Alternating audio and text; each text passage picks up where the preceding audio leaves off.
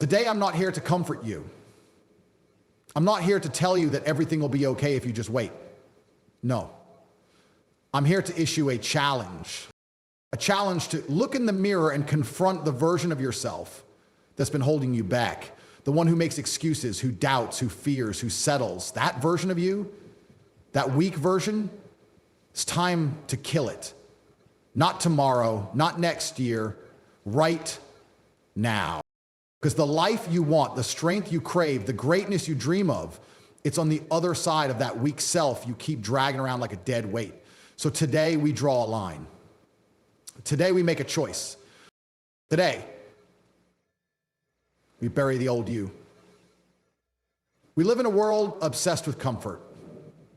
Everything is designed to make our lives easier, faster, and more convenient. From food delivery apps to entertainment on demand, we are surrounded by tools and technologies that promise us one thing: comfort. But there's a truth that society rarely speaks about, a truth that feels inconvenient, even threatening. Comfort is a trap. Comfort is the invisible cage that keeps most people from ever becoming what they could be. Comfort whispers to you every morning when your alarm goes off at 5 a.m. and you hit snooze because it's warm under the covers and cold outside. Comfort tells you to skip the gym, to take the elevator instead of the stairs, to leave the work for tomorrow. Comfort tells you you've done enough, even when you know deep down you haven't. It seduces you with soft cushions, quick dopamine hits, and the illusion that you're okay where you are. But what really does is freeze you. It stalls progress, it breeds complacency. Comfort kills urgency. It smothers ambition. You can't chase your best self while staying in the same space that's kept you stuck. Every single person who has ever achieved greatness, true greatness, has walked through fire to get there. They've felt pain, they've faced fear, they've endured failure, ridicule, and doubt. And they kept moving forward. Why? Because they understood that growth doesn't live in the warmth of your comfort zone. It lives in the cold, harsh reality of discomfort. Discomfort is where change begins, that first terrifying presentation in front of an audience, that workout where your muscles scream in agony, that lonely night where you choose to work on your goals instead of numbing yourself with distractions, that hard conversation where you finally speak your truth. These moments feel awful while you're in them, but they are the birthplace of strength, clarity, resilience, and transformation. Think about it. When do you grow? When everything is easy? When you're sitting on a couch, binge watching shows, eating junk food, scrolling for hours on your phone? No. Those moments don't build you, they drain you. They numb you to your own potential. Real growth happens when you are tested, when you're uncomfortable, when you're tired, uncertain, anxious, and you still choose to push forward. That is the moment where you evolve. Comfort is deceptive. It feels good now, but it robs you of a future you could have had. It trades long-term fulfillment for short-term relief. And what's worse, it's addictive. The more you choose comfort, the more your mind starts to believe it's all you can handle. You become fragile. You become afraid of anything that challenges you. You start to settle for less than you deserve. Settle for a version of life that doesn't light you up. And eventually you become a shadow of what you were meant to be. Discomfort, on the other hand, is honest. It doesn't sugarcoat. It doesn't give you what you want. It gives you what you need. It shows you your limits so you can push past them. It exposes your weaknesses so you can strengthen them. It reveals the areas where you've been lying to yourself. It hurts, but it teaches. It breaks you, but it builds you back better. Every person who has become something extraordinary had to embrace discomfort. They chose to walk into the storm when everyone else ran from it. Look at athletes, champions. They wake up early, train in pain, sacrifice comfort daily. Look at entrepreneurs who start from nothing. They risk security, deal with failure, and put themselves in difficult situations constantly. Look at soldiers, artists, inventors, leaders. None of them became great by playing it safe. They faced fear. They walked into discomfort with eyes wide open because they understood that's where real transformation happens. Discomfort isn't just a physical thing. It's emotional, mental, spiritual. It's choosing to forgive someone who hurt you. It's being honest with yourself about your habits and your toxic patterns. It's sitting with your pain instead of distracting yourself from it. It's taking responsibility when blaming others would be easier. It's making sacrifices today for a future version of you that no one else believes in yet. That's uncomfortable. That's hard.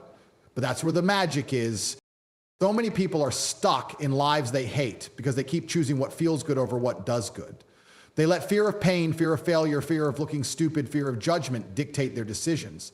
They stay in jobs that drain them, relationships that break them, routines that weaken them, because it's easier than facing the unknown. But the unknown is where potential lives. And you can't tap into that potential while you're clinging to comfort. There's a version of you out there, stronger, wiser, more focused, more fulfilled, but you'll never meet that version if you're not willing to kill the comfortable, stagnant version of you that's scared to try.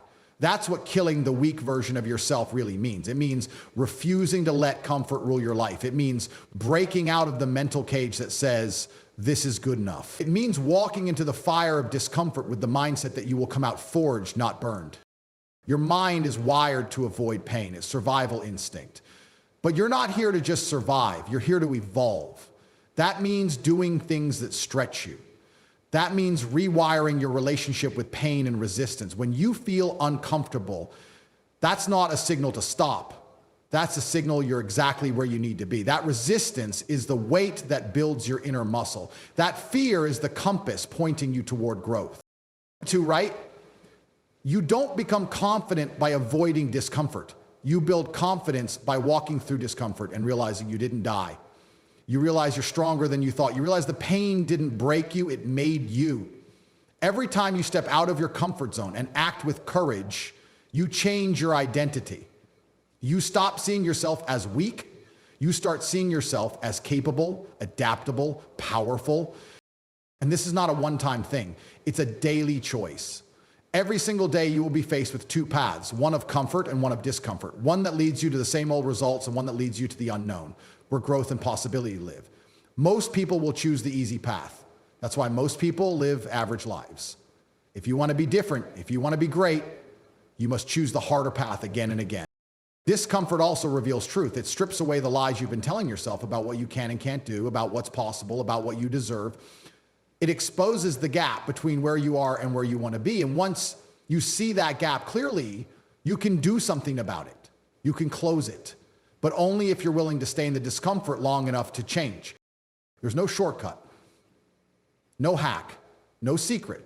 Every transformation you admire, from physical to financial to emotional, was built through consistent, intentional discomfort. The six-pack was built through years of pushing past fatigue and saying no to temptation. The business empire was built through sleepless nights and painful risks. The unshakable mindset was built through adversity, heartbreak, and struggle. None of it came from comfort. Your comfort zone might feel safe, but it's a silent killer. It lulls you into apathy. It drains your fire. It makes you forget you were born for more. And if you stay there too long, it becomes your prison. The bars are invisible, but they're strong. They're built from your own choices. Every time you avoid discomfort, those bars get thicker. But the good news is you hold the key. You can walk out at any time. All it takes is the courage to act, to face the friction, and to do the thing that scares you. There's a battle happening inside every single one of us. A war between the version of you that wants to rise and the version that wants to stay small. The version that craves greatness and the version that just wants to feel good right now. This battle doesn't get won by talent. It doesn't get won by motivation, because motivation fades. It doesn't even get won by intelligence or luck. The only thing that wins that war consistently, day in and day out, is discipline.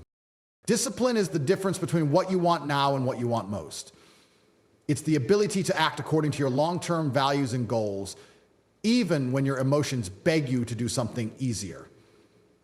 It's not glamorous, it's not flashy, it's rarely fun, but it is powerful. It is the quiet force behind every success story. The quiet killer of weakness, of procrastination, of mediocrity. Weakness shows up in many forms. It shows up when you keep hitting snooze because you're tired. It shows up when you cheat on your diet because you deserve a break. It shows up when you skip your workout because it's raining. It shows up when you avoid difficult conversations because they make you uncomfortable. It shows up in every moment where you know what you should do but don't. Weakness is not always loud. Sometimes it's the whisper that convinces you to take the easy road. Sometimes it's the excuse that feels reasonable. Sometimes it's the false comfort of you can do it tomorrow. That's where discipline steps in. Discipline is the voice that doesn't negotiate with weakness. It doesn't care how you feel. It doesn't care what your mood is. Discipline says, do it anyway. It's the part of you that shows up when everything in you wants to quit. It's the part that laces up your shoes when it's cold outside. It's the part that turns off the TV when it's time to focus. It's the part that chooses the hard right over the easy wrong. And every time you listen to that voice, you grow stronger. Discipline is not about being perfect. It's about being consistent. You don't have to get it all right every single day, but you have to get up and try again. Discipline is a muscle. The more you use it, the stronger it gets. The more you let it slide, the weaker it becomes. It's not something you're born with. It's something you build. And you build it through repetition, through showing up even when it sucks, through keeping promises to yourself, even when no one else is watching. Discipline is the foundation of freedom. That sounds contradictory, but it's the truth. Most people think freedom means doing whatever you want, but that's not freedom. That's chaos. Real freedom comes from discipline. When you have the discipline to control your habits, you're not a slave to them. When you have the discipline to manage your time, you don't live in regret. When you have the discipline to push through pain, you gain the strength to overcome anything. The more disciplined you become, the more control you gain over your life. Weakness, on the other hand, takes away your power. It gives your future away in exchange for comfort today. It tricks you into believing that resting now won't matter, that cutting corners won't cost much. But weakness is expensive. It adds up slowly.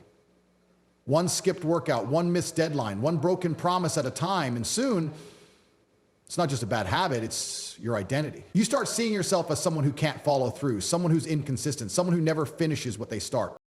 Discipline is the only antidote to that poison. It is the tool you use to carve a new identity. You don't become disciplined overnight. You become disciplined in the trenches. When you're tired, when you're uninspired, when you're overwhelmed. Discipline is forged in the fire of resistance. Every time you act in spite of how you feel, you are choosing strength. You are becoming who you were meant to be. People think they need more motivation, but what they really need is more discipline. Motivation is a spark. Discipline is the engine. Motivation comes and goes.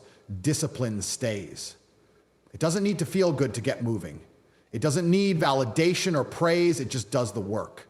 And that work, done consistently, transforms you. It reshapes your body, sharpens your mind, hardens your will, and builds your confidence. Not the fake confidence that comes from talking, the real confidence that comes from doing. Discipline is a weapon because it cuts through noise. It ignores distractions. It silences the part of your brain that wants to take shortcuts. It focuses you on what matters most. If you look at any elite performer in any field, sports, business, art, leadership, you'll find discipline at the core of their success. Not just talent, not just intelligence, discipline. The ability to lock in on a goal and keep marching toward it. No matter how long it takes, no matter how many times they fall. Discipline gives you momentum. The more you use it, the more you trust yourself. And that self-trust is everything. When you know that you'll show up regardless of how you feel, you become dangerous. When you know you'll finish what you start, even when it gets hard, you become unstoppable. That's the kind of power discipline gives you. That's how it kills weakness, not in a single blow, but over time, with steady, ruthless pressure. Weakness doesn't always show up as laziness. Sometimes it wears the mask of taking care of yourself. But real self-care isn't doing what feels good. It's doing what's necessary. Real self-love isn't indulgence, it's discipline. It's pushing yourself to be better because you know you're capable of more. It's holding yourself to a higher standard, not because you hate yourself, but because you believe in your potential. Discipline isn't about being hard on yourself. It's about being honest with yourself. It's about recognizing the gap between who you are and who you want to be and being willing to do the hard, boring, uncomfortable work to close that gap. It's not sexy. No one cheers for discipline. No one applauds the early mornings or the lonely grind, but that's where the wins are made. That's where champions are born. Not in the spotlight, but in the silence. Discipline also breeds clarity. When you're disciplined, you don't waste time chasing 100 different things. You commit, you lock in, you simplify. That focus gives you power, allows you to go deep instead of wide, to build mastery, to build momentum. When you're disciplined, you stop being reactive and start being intentional. You don't get tossed around by life. You move with purpose. Every action, every decision, every habit becomes aligned with your mission. Discipline is self-respect in action. Every time you follow through on a commitment, you're proving to yourself that your goals matter, that your future matters, that you matter. And that self-respect builds over time. It turns into self-belief. It turns into unshakable confidence. It becomes the armor that protects you from the opinions, judgments, and doubts of others. Because when you've earned your own respect through discipline, nothing anyone says can take that from you. Weakness will never voluntarily leave. It has to be confronted. It has to be killed. And the only way to kill it is with daily discipline. You don't need to overhaul your life in a single day. You start small. You start with one promise to yourself, one habit, one choice. Then you show up again tomorrow, and the next day, and the next. Each repetition sharpens your blade. Each act of discipline chips away at weakness until one day, that weakness doesn't own you anymore. You own it. Discipline is about sacrifice, sacrificing what you want now for what you want most, sacrificing comfort for growth, sacrificing popularity for purpose. And in that sacrifice, you gain something far greater than comfort. You gain strength. You gain character. You gain freedom. Discipline turns pressure into progress. It turns chaos into control. It turns ordinary people into extraordinary leaders. If you want to be the kind of person who doesn't just dream, but delivers, discipline is non-negotiable. If you want to transform, evolve, and rise above your past, discipline is the path. You won't always feel ready. You won't always feel motivated. But if you stay disciplined, you won't need to feel anything. You'll just do what needs to be done. And in doing that, you'll slowly kill the version of yourself that's been holding you back.